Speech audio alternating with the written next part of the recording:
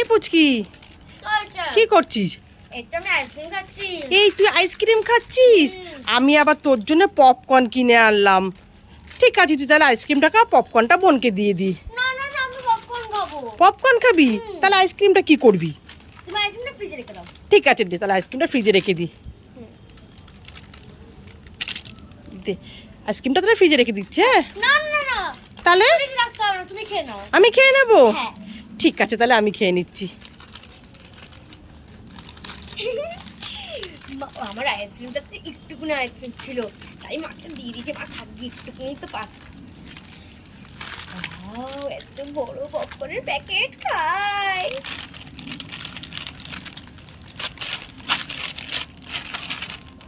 এ বাবা, এর মধ্যে পপকর্ন কই? এটা তো খালি প্যাকেট। মা আমাকে আবার বোকা বানিয়ে দিল। দেখ, আমি সব সময়